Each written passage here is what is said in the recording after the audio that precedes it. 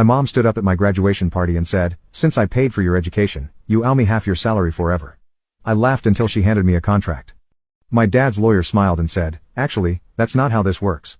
I'll never forget the way the whole room went silent. My graduation party was supposed to be a celebration, but instead, it turned into the most insane moment of my life.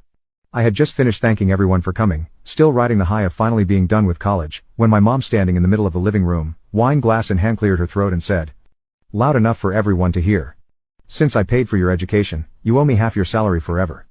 At first, I thought she was joking. I actually laughed at a real, full-body laugh, because how ridiculous is that? Who just stands up at their kid's graduation party and says something like that? But my mom wasn't laughing.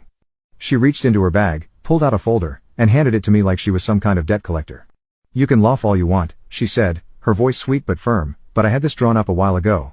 It's legally binding." I opened the folder, still thinking there was no way this was real. Inside, I saw a detailed breakdown of every tuition payment, housing, textbooks, gas money, even the food I ate while home for the holidays. Some guests shifted uncomfortably. I couldn't believe it. Who does this to their own kid? Before I could even process how absolutely insane this was, my dad, who had been standing off to the side the whole time, arms crossed, not saying a word, motioned to his lawyer. And that's when everything changed. The room was so quiet I could hear the ice clinking in someone's drink. I looked down at the contract again, flipping through the pages. And then, on the last page, there was a clause that made my stomach turn.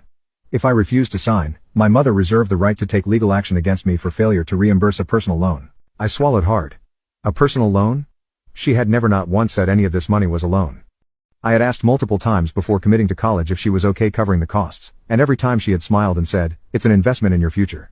Now here she was, handing me a contract in front of everyone at my own graduation party, acting like this was just another normal conversation. I let out a slow breath. "Mom," I said, my voice calm but firm, "you never told me this was a loan." She tilted her head, feigning surprise. "Oh, sweetie, of course it was. You didn't think I was just giving you that money, did you?" She laughed lightly, looking around as if expecting the guests to agree with her. "You're my child, but you're also an adult now. And adults pay their debts." I stared at her, my heart pounding. Then, from the corner of the room, my dad finally spoke. "Well, actually," he said, motioning toward the man standing next to him, "that's not how this works." All heads turned toward him. His lawyer, a sharp-dressed man with graying hair, stepped forward, adjusting his glasses as he held out a folder of his own. "Miss Carter," the lawyer said, addressing my mom formally, "we were made aware of your contract a few weeks ago, and after reviewing the details, I'd like to clarify a few things for your son before he makes any decisions." I looked at my dad, confused. My mom, however, was suddenly very still. The lawyer opened his folder.